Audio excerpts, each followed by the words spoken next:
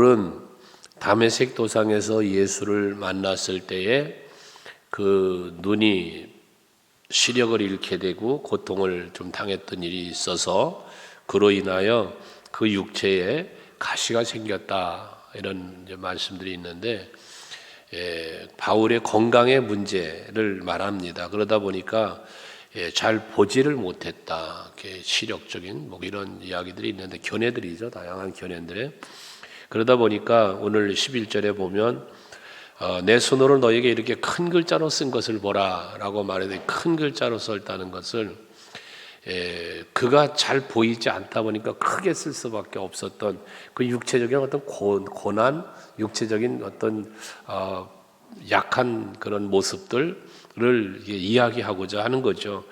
자신은 이렇게 고통 속에 있다, 내가 예수를 만나고 지금 가는 과정에 고통 속에 있다는 것을 말을 하는 건데, 그런데 불구하고 저들은 육체의 모양을 내려고 하는 자들이 있다. 육체적으로 보면 바울은 약한 자고 병든 자고 이런 좀 왜소하다 그럴까요? 사람들에게 조롱을 받을 만큼 그런 모습이었던 것 같으니까, 그랬던 자기와 반대로 12절에 보면 물은 육체의 모양을 내려는 자들이라고 말을 해서, 이들은 자신들의 인간의 어떤 육에 속한, 인간에게 속한 것들을 자랑하기 위하여 일하는 무리를 말한 거단 말이죠. 이들은 뭐 했어요? 그 육체의 모양만 드러낸다 하니까 이들을 일컬어 예수께서는 외식하는 자들이라고 그랬고요. 외식하는 자들은 결국은 외적인 자랑만 삼는, 육체적인 자랑만 삼는 이런 것이었단 말이죠. 세상의 자랑만 찾는 이런 거였단 말이에요. 그렇게 율법의 정신과 십자가의 복음에 대한 어떤 대치되는 모습들을 이렇게 비교해서 지금 말씀하고 있는 바울의 모습을 보는 건데, 근데 저들은 뭐에 억지로 너희에게 할례를 받게 한다는 거예요. 왜? 육체적인 할례를 통하여만 저들은 하나님의 언약의 백성이 되었을 증거로 삼았으니까요. 그러나 복음은 무엇입니까? 할례가 중요한 게 아니었다는 거죠. 육체적 할례가 중요한 것이 아니라 우리는 마음의 할례가 필요했다는 거예요. 예수 그리스도를 내 안에 영접하고 예수로 말미암아 우리가 거듭난 자가 되어담을 바울은 복음으로 말했는데, 저들은 육체의 자랑만 삼으려고 억지로 할례를 받게 했단 말이에요. 그러면서 그런 이유는 그들이 그리스도의 십자가로 말미암아 박해를 면하려 한 뿐이요라고 했어요. 이게 뭐냐면, 그리스도의 십자가를 자기들이 믿는다 하면 율법 정신에서 어긋나게 되는 것이고, 또 그것을 따르려니 자기들이 박해를 받는 이런 것들이 임하겠으니까 그것을 피했단 말이에요. 그것을 피하려고 뭐에 자꾸 이 할례에 매달리고, 갈라디아 교회 와서도 그걸 자꾸 강요했다는 이야기거든요. 그러다 보니까 복음과 충돌이 나는 거예요. 우리가 말씀을 묵상할 때 이 성경이 우리에게 주시는 핵심의 요소가 뭐냐면, 우리에게 향한 하나님의 사랑이란 말이에요. 이게 언약이고 사랑이란 말이에요. 오늘 새벽에도 말씀을 드렸지만, 우리는 하나님의 공의, 율법의 정신으로만 보면 살아남을 자 하나도 없어요. 우리는 하나님의 공의로우심 앞에 우리는 다 죄인이고요, 그 죄에 대한 응징을 받는 것이 마땅한 거예요. 그래서 죄와 허물로 죽었던 너희라 그랬잖아요. 그게 우리의 모습이란 말이에요. 그런데 하나님은 우리를 긍휼히 여기셨어요. 불쌍히 여겨주셨어요. 그래서 은혜를 베푸신 게 십자가의 은혜였다는 것이잖아요. 그러므로 우리는 할례를 받는다는 등 율법에 대한 것에 매여서 그 율법을 지키는 행위로의 구원을 추구한다면, 이거는 우리 하나님의 사랑의 도전이 되는 거예요. 우리 하나님의 사랑의 도전자가 되면 안 되죠. 그 은혜와 사랑, 긍휼에 힘입는 자가 돼야 되는 것이죠. 그래야 우리가 하나님 앞에서 은혜를 누리는 자가 되기 때문에 그런 것입니다. 그런데 이 율법주의자들은 계속 율법을 가지고 행위적인 어떤 것을 묶어가려고 하니까, 그 이유가 무엇 때문에? 육체를 자랑하려고, 자기가 외식하는 그 모습을 자랑하려고. 저 뒤에 보면 13절에 그런 말을 했죠. 할례를 받은 그들이라도 스스로 율법을 지키지 아니하고 너희에게 할례를 받게 하려는 것은 그들이 너희의 육체로 자랑하게 하려 합니다. 그랬어요. 뭐냐 하면 율법을 자기들도 안 지켜. 이건 모세 때부터 그랬잖아요. 율법을 하나님이 에덴 동산부터 그랬고, 하나님이 법을 주시면 법을 지키질 않아. 인간의 죄성이 거예요, 그게. 그러는데 이들 율법을 그렇게 가르치고 할례를 받아야 된다라고 억지로 할례를 행하게 하고 이러는, 자기들도 율법을 지키지 않는단 말이에요. 그러면서 억지로 율법을 행하여 할례를 받으라고 그러는데, 그 이유가 뭐냐? 봐라, 우리가 가르친 율법대로 쟤네들이 이렇게 할례를 받았지 않았느냐라고 하여 저들을 자기들의 자랑거리 삼으려고 했다는 건 이야기인 거예요. 여러분, 우리는 그런 게 있죠. 내가 무엇을 가르쳤더니 그대로 했어. 와, 내가 했다, 내가 했다, 이런 게 있잖아요. 야, 저 사람 저렇게 잘 된 건 나 때문이야. 내가 이렇게 가르쳤더니 그렇게 해서 잘 됐잖아. 이런 것들. 이게 이제 율법주의자들이, 지금 갈라디아 교회에 찾아 들어온 이들이 그렇게 이걸 갈라디아 교인들에게 할례를 행하게 해서, 봐라, 우리가 가르친 대로, 율법을 가르친 대로 저들은 할례를 행했지 않았느냐, 저들도 그러지 않느냐 하며 또 다른 자랑거리로 만들어 가려고 하는데 원인이 있었다는 것이죠. 그러니 이것이 육체의 자랑거리가 됐다는 거예요. 바울은 육체의 자랑거리에 신경 쓰지 않은 사람이잖아요. 그는 육에 속한 모든 자랑거리를 오히려 다 배설물처럼 여기고 오직 하나님의 나라의 부름의 상이 있는 그 상을 바라보며 살았던 사람이 바로 바울이었음을 고백하는 거잖아요. 그래서 14절에 말하는 거예요. 저들은 그렇게 육체로 자랑 삼고 율법으로 행위로만 자기들의 자랑을 삼으려고 하는데, 그러나 내게는, 바울은 우리 주 예수 그리스도의 십자가 외에는 결코 자랑할 것이 없다. 율법을 지킨 게 자랑이 되고 할례를 행한 것이 자랑이 되고 이것을 자랑 삼는 저들이지만, 바울은 그게 자랑이 아니라 나는 예수 십자가가 자랑이라는 거예요. 오늘 우리들에게도 신앙 안에서의 자랑거리는 예수 십자가여야 하는 겁니다. 왜냐하면, 그래요, 물론 율법을 지킨 거 자랑할 수 있어요. 내가 이렇게 율법을 잘 지킨다고 자랑할 수 있는 거예요. 그러나 거기에 완전한 자가 있더냐 그 말이에요. 율법을 지킴에 대한 완전한 자는 없어요. 저는 여러분에게 간혹 그런 얘기를 했죠. 누군가가 뭔가를 잘못했어요, 실수했어요, 말씀 안에서 좀 부족한 게 있어요. 그렇다고 정지하지 말라고. 왜? 나도 그런 모습이 있으니까. 나도 말씀에 완전할 수 없어요. 그러니 우리는 율법적 정신의 관점으로 바라보면서 자기를 자랑하려고 하지도 말고, 또 그렇게 만들려고 가르치려고 하지도 말자. 우리는 무엇에 집중해야 되느냐? 그리스도의 사랑에 매여야 된다는 거예요. 그러다 보니까 바울은 십자가 외에는 결코 자랑할 게 없는데, 왜? 그리스도로 말미암아 세상이 나를 대하여 십자가에 못 박히고 내가 또한 세상에 대하여 그러하다라고 고백을 하는 거예요. 예수께서 십자가 지신 것이 나 때문이라는 이 사실을 다메섹 도상에서 예수님을 만난 후에 깨달은 거잖아요. 십자가에 달린 자는 저주받은 자인데, 그 저주받은 게 맞는데 그분이 나의 죄 때문에 저주를 대신 짊어진 거라는 걸 깨달은 거잖아, 바울이. 그러니 내가 받아야 할 저주를 그가 받았으니 얼마나 이 은혜가 감사한 거예요. 대신 속죄설이잖아요, 이게. 옛날에 신학교 다닐 때 교수님이 테이블을 땅 치시더라고, 강의 시간에. 이 대속죄물에 대한 걸 설명하시면서. 그 테이블을 치면서 학생들이 집중할 거 아니겠어요? 그 테이블을 왜 쳤냐, 이 테이블을 왜 때렸냐, 조는 사람이 있어서 때렸다는 거야. 그 교수님 얘기인즉슨 조는 사람이 있어서 때렸는데 비유를 그렇게 하시더라고요. 테이블은 잘못한 게 없단 말이야. 그런데 저 조는 사람 하나 때문에 테이블은 맞았다는 거야. 대속을 그렇게 설명했던 어느 교수님의 이야기가, 비유가 생각이 이렇게 나네요. 이것처럼 예수님이 십자가에 달려 죽으시고 그 고통을 당하시고 그 저주를 받는, 저주받은 자가 나무에 달려 죽는다는 그 저주의 자리를 가신, 그 죽음을 당하신 예수는 나의 저주 때문에 그렇게 된 걸 바울은 안단 말이야. 바울은 율법자로서 안단 말이에요.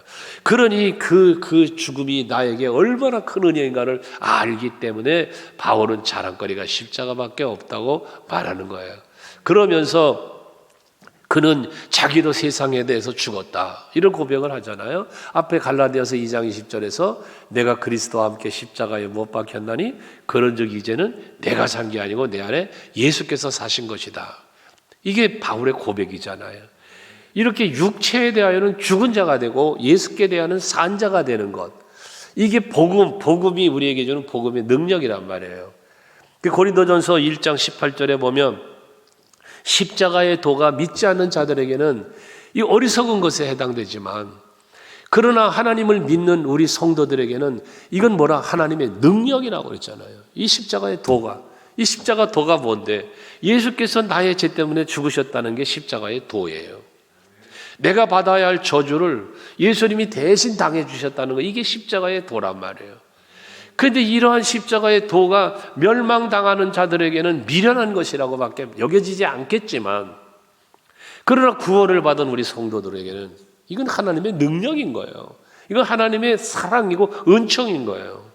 그러니 이보다 더 큰 자랑거리가 세상에 어디 있습니까?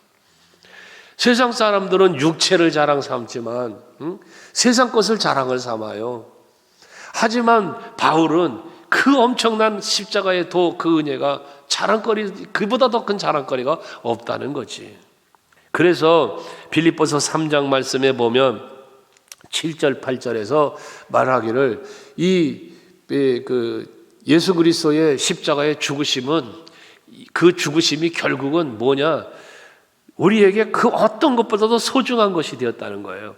그래서 바울은 말하기를 무엇이든지 내게 유익하던 것을 내가 그리스도를 위하여 다 해로 여길 뿐더러, 유익하다고 생각했고 자랑스럽게 여겼던 이 모든 것들은 그리스도를 생각해 보니까 이거 아무것도 아닌 거란 말이에요. 해로 여겼다는 거예요. 그러면서 모든 것을 또 해로 여김은 내 주 그리스도 예수를 아는 지식에 가장 고상하기 때문이다 그래요. 그래서 자기는 그를 위하여 모든 것을 다 잃어버리고 배설물로 여겼다고까지 표현을 하는 거다고 말이에요. 이건 가치를 말하는 거예요. 가치. 앞에 말한 십자가에도 예수의 십자가의 가치가 무엇이냐, 이 가치를 생각해 보면, 십자가의 의미, 그 도를, 은혜를, 사랑을 생각해 보면 세상에 뭘 더 소중하게 여기겠냐, 너도 세상에 뭘 더 자랑거리로 여길 게 있느냐 그 말이에요. 없다. 그러니 바울은 오직 나에게는 십자가 외에는 자랑거리가 없다는 그런 고백을 했단 말이에요. 근데 율법주의자들은 뭐 했다? 저 율법을 행하고 있는 걸 보면 저거 나 때문이야. 이런 자기 자랑 삼으려고 했다는 거예요. 근데 바울은 뭐에? 자기 자랑이 아니라 뭔 자랑을 삼아? 하나님의 영광, 예수의 이름을 자랑하는, 그게 나의 자랑거리인 예수라는 이 십자가만을 자랑하는 바울의 모습과 너무나 대조적이었다는 것이죠. 그래서 15절에도 할례나 무할례가 아무것도 아니로되 오직 새로 지으심을 받은 것만이 중요하니라 그랬어요. 바울은 새로 지음을 받은 자가 되었어요. 거듭난 자가 된 거예요. 예수 안에서 새로 나온 거예요. 우리들도 새로 지음받은 성도임을 알아야 돼요. 고린도후서 5장 17절에서 그러죠. 보라, 예전 것은 지나갔으니 이제 새 것이 되었도다. 새 것이 되었다는 거예요. 이전 것은 지나갔다는 거예요. 뭐냐면 그리스도 안에 있으면, 우리는 여기 그리스도 안에 있다는 게 뭐예요? 예수 그리스도의 십자가의 도를 믿고 구원받은 성도를 말하는 거 아니에요? 여러분, 우리가 예수 안에 있기만 하면, 그 예수 안에 구원받았으면 우리는 새로운 것이 된 거예요. 새 것이 된 거예요. 우리 예수 안에 사는 자가 되어야 되는 거죠. 예수 없이 사는 사람이 너무 많아요.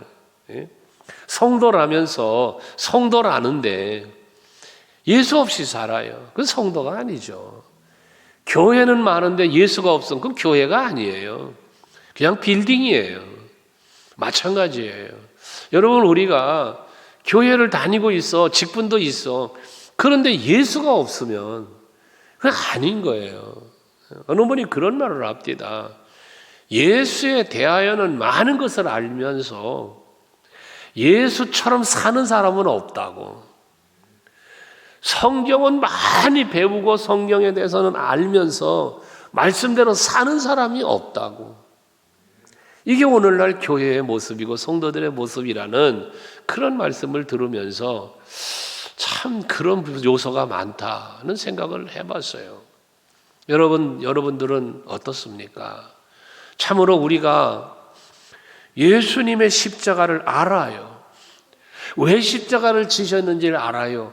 그 사랑이, 그 은혜가 무엇인지를 우리는 알아요. 그런데 그 십자가를 우리는 얼마나 자랑스럽게 여기고 사느냐라고 하는 문제로 들어가 보면 우리의 입술의 삶의 자랑거리는 십자가가 아니라 세상 것들인 것을 우리는 보게 되어진단 말이에요. 교회 안에서도 성도 간에 주고받는 대화와 자랑거리를 들어보면 하나같이 세상적인 것들이 많아요. 하나같이 세상적인 거예요. 사업 자랑, 자식 자랑, 먼 자랑, 옷 자랑, 명품 자랑, 전부 세상 자랑이에요. 대화 속에 예수가 자랑되는 게 별로 없어요. 교회 안에서조차. 그러면 하물며 세상에 날아가서 살아가는 지인들과의 관계 속에서는 얼마나 예수를 자랑하며 살까를 생각해 보면 아니라는 것이에요. 왜 이렇게 자랑거리가 세상이어야 하느냐? 내 삶의 중심에 예수가 계시지 않기 때문이라는 거예요. 여러분, 사도 바울이, 우리가 바울에 대한 이야기는 수없이 많이 하는데 그는 세상적으로 대접받고 높임받고 평안하게 얼마든지 권세를 누리며 살 수 있는 모든 조건을 당시 시대적으로 가지고 있는 사람이었다고 그랬잖아요. 이것이 여러분, 그런데 그는 그 삶을 다 배설물처럼 버려놓고 세상에 이런 삶을 사니 가치를 판단했다는 거 아니겠어요? 예를 들자면 대통령이 될 수 있는 사람이 되면은 누릴 수 있는 사람이 그거 다 내려놓고 목사님이 된다. 가능할까요? 예수가 들어가면 가능하겠죠. 여러분, 여러분의 자랑거리는 과연 무엇인가 한번 돌이켜 보셔야 합니다. 내가 지금까지 나름대로 자랑하고 싶었던 것, 자랑했던 것들이 무엇인가를 한번 돌이켜 보면서, 그렇다고 세상 것 자랑하지 말라는 게 아니잖아요. 우리는 예수가 그것보다 더 큰 자랑거리여야 된다는 걸 말하는 거죠. 그러면서 우리가 새로 지으심을 받은 것에 대해서 말씀을 했지만 에베소서 4장, 그래서 바울은 22절 24절에 그러잖아요. 우리는 새 사람을 입어야 된다. 이전 것은 지나가서 바로 새 것이 됐다는 고린도전서 말씀처럼 에베소 4장 22절 24절은 유혹을 따라서, 유혹의 욕심을 따라서 썩어져가는 구습을 따르는 옛사람 벗어버리고 이제는 뭐예요? 오직 너희 심령으로 새롭게 되어서 하나님을 따라 의와 진리의 거룩함으로 지으심을 받은 새 사람을 입어라. 여러분, 정말 이 새 사람이, 내가 새 사람이 되었다는 것, 예수 십자가의 은혜로 된 것이니 이 새 사람 된 것이 얼마나 할렐루야예요. 이걸 여러분 감사하면서 살아가는 여러분 되셔야 돼요. 우리가 신랑 예수 앞에서는 신부의 자격으로 그렇게 새 사람 만들어 놓은 거예요. 아주 꽃단장 해놓은 거예요. 하나님이 여러분을 더럽고 추악한 죄악 속에 있는 나를, 죽음의 자리에 있던 나를 살려내셔서 성령으로 꾸시고 이쁘게 만들어서 그리고 신랑 대신 예수 앞에 신부의 모습으로 설 수 있도록 여러분에게 그 엄청난 은혜를 베푸시는 거예요. 그게 얼마나 감사해요. 탕자가 나가서 호랑방탕 살다가 거지 중에 상거지가 돼서 돌아오는데 아버지가 그 아들을 바지 망겨주며 옷을 갈아 입혀라, 가락치를 끼워라, 실을 갈아 신겨라, 송가지를 잡아라. 얼마나 멋진 잔치를 벌여놓습니까? 여러분, 우리들을 향하여 하나님은 그 잔치를 예비하시는 거예요. 저 하늘나라의 잔치를 말입니다. 이것이 우리의 새로 거듭난 자에 누리는 삶이라는 것을 우리는 잊지 말고 살아야 할 것입니다. 앞에 그래서 25절이죠. 25절, 5장 25절 한번 바로 성경 앞에 있으니까 한번 보세요. 갈라디아서 5장 25절 같이 한번 읽어볼래요? 시작. 만일 우리가 성령으로 살면 또한 성령으로 행할지니. 그랬어요. 여기서 우리가 성령으로 살면, 이 말은 뭐냐면 성령에 이끌려서 살면 그 말이에요. 우리가 성령의 이끌림을 받고 성령 충만함 속에서 살면 그 말이거든요. 그러면 어떻게 된다? 성령으로 행할지니 내 힘으로 내 능으로가 아니라 성령의 힘으로 성령의 능력으로 살게 된다는 거거든요. 이게 새 사람이 된 거예요. 진정한 새 사람인 거예요. 여러분, 우리는 허물과죄로 죽었던 우리를 살렸다는 말씀처럼 우리는 우리의 이 사망에서 생명으로 왔잖아요. 죄의 종로로 타던 우리가 하나님의 자녀가 되었어요. 신분의 변화예요. 이런 변화가 우리에게 일어난 거단 말이에요. 그 이런 변화가 일어난 변화를 받은 그 새 사람을 입었다고 그랬잖아요. 하나님이 우리에게 새 사람이 되도록 입혀주신 거니까 이게 구원의 은총이란 말이거든요. 이런 은혜를 받은 우리가 새 사람답게 사는 것이 아주 소중한 것이다. 그래서 오직 새로이 지으실 받은 것만이 중요하다라고 바울은 말하고 있는 것입니다. 그러면서 16절, 무릇 이 규례들을 행하는 자에게와 하나님의 이스라엘에게 평강과 긍휼이 있을지어다 했어요. 규례를 행하는 자, 이 성령 따라 행하는 자예요. 말씀에 순종하는 사람이에요. 그리고 하나님의 이스라엘이라고 그랬어요. 하나님의 이스라엘, 이게 뭐예요? 하나님께 택함 받은 백성이에요. 하나님이 세운 택한 나라예요. 이스라엘이라는 이름이 야곱에게서 출발된 거 아니야? 야복 나루터에서. 거기 하나님과 겨루어 이겼다는 뜻으로 이스라엘이라는 이름을 줬다고 그랬어요. 그러니까 결국 하나님을 우리가 이길 수 있는 힘, 이게 뭐예요? 이건 곧 이스라엘이 되는 거예요. 이게 하나님의 은총 속에 들어오는 거예요. 그럼 이기는 자가 되는 거예요. 뭐 하나님과 씨름해서 힘으로 이깁니까? 아니죠. 하나님이 은혜를 베풀어 주고 싶고, 하나님이 사랑을 주고 싶고, 하나님이 응답을 주고 싶고, 복을 주고 싶고, 은혜 베푸시고 싶고, 이런 대상이 되는 거예요. 이게 곧 하나님을 이기는 거예요. 그러므로 여러분들이 이렇게 규례를 행하여 하나님의 말씀 안에서 성령에 이끌려 사는 삶을 살 때 평강과 긍휼이 있을지어다 그랬잖아요. 우리가 하나님의 말씀 안에서 하나님의 뜻을 따라 삶을 살아갈 때 거기 평강이 있고 거기 하나님의 긍휼이 임하는 거예요. 긍휼이. 그래서 우리 오늘 예배하는 성도 여러분들이 바로 하나님의 긍휼을 입어 그 긍휼을 입음 안에서 그 긍휼 속에서 은혜가 나온다고 했으니까 은혜를 힘입어 평강한 삶을 살아가는 우리 모두가 되어야 할 것입니다. 다른 곳에서 평안을 찾지 말고 오직 말씀 안에서 찾아야 하고 하나님의 은총 속에 살아가는 그 은혜를 은혜로 알고 살아가는 여러분들이 되시자는 겁니다. 그러면서 17절 참 바울이 귀한 얘기를 해요. 이후로는 누구든지 나를 괴롭게 하지 말아라. 내가 내 몸에 예수의 흔적을 지니고 있노라 그랬는데 여기 바울이 말하는 나를 괴롭게 하지 말아라 라는 이 말의 의미가 뭐냐면 뭐 매도 맞았어요. 감옥에도 갇혔어요. 목베임을 당하여 죽죠. 그런 괴롭힘을 말하는 게 아니에요. 이 바울의 여기 말하는 괴롭히지 말라는 거는 이 바울에게 있어서 큰 괴로움은 매맞는 괴로움이 아니에요. 옥에 갇히는 괴로움이 아닌 거예요. 바울에게 큰 괴로움은 무슨 괴로움이냐면은 이 갈라디아 교인들이 그 미혹하는 이 율법주의자들의 미혹에 빠져서 넘어가는 모습, 미혹당하는 그 모습이 바울에겐 괴로운 거예요. 내가 너희들에게 예수의 사랑을 가르쳤고 십자가의 도를 가르쳤고 복음을 전했는데 그 복음 안에서 사랑 안에서 은혜 안에서 살아야지 어째 율법의 미혹에 빠져가냐. 그게 갈라디아 교회를 바라보는 바울의 괴로움이었다는 거예요. 목사가 목회하면서 마음의 괴로움이 뭐겠어요? 여러분 뭐 먹을 게 없어서 개척교회 할 때 뭐 먹을 게 없어 고생하고 뭐하고 물론 고통이고 괴로움이죠. 그러나 목회자의 괴로움은 성도가 말씀대로 살지 않는 모습, 세상의 유혹에 빠져가는 모습, 이게 괴로움이죠. 목회자의 괴로움은. 여러분 바울은 바로 갈라디아 교인들의 미혹되는 모습을 보는 괴로움이 있는. 그러니까 괴롭히지 말아라 이 말은 뭐예요? 미혹당하지 말아라 이거든요. 여러분 세상의 유혹이 여러분들을 교묘하게 유혹하죠. 그 유혹에 빠지지 않으시길 바라요.